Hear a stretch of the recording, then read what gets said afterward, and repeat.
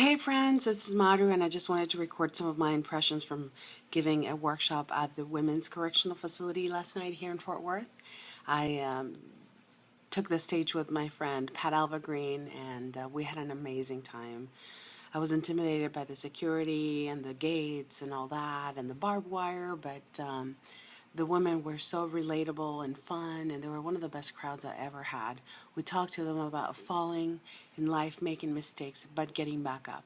And as long as you're breathing, as long as you have the opportunity to wake up in a new day, you can make different choices to create different results. So we shared a lot with them about the power of your focus and what you put your attention to, and how if you only focus on the problems and not the solutions, you're going to get more problems, because our thoughts and the way we use our attention and our imagination has a magnetic feel to it, a magnetic reality. And if you only focus on what you don't want, that's exactly what you're going to get replicated and multiplied.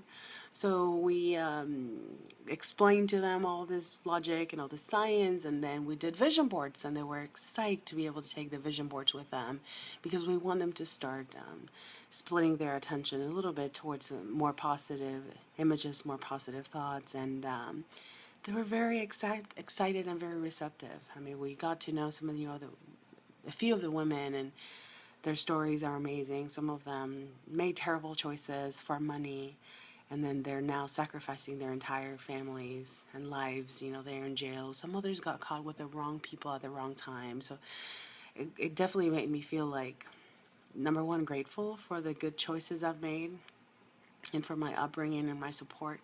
But number two, also made me feel that you never know what little choices we're making today that could have unintended consequences, whether it's texting and driving, getting into an altercation, road rage, drinking and driving, you know, things that you don't think are that big a deal that could land you there. Because I met some of those women too, the ones that are professionals and had a life going for them, and now they're fighting for their freedom. So this experience was very eye-opening. And I felt it was a privilege for me to share this essential life skill, at least in my life, you know, to be able to devote enough time to what you really want and not necessarily what you don't want in life, because, again, that's what you get more of, what you focus on.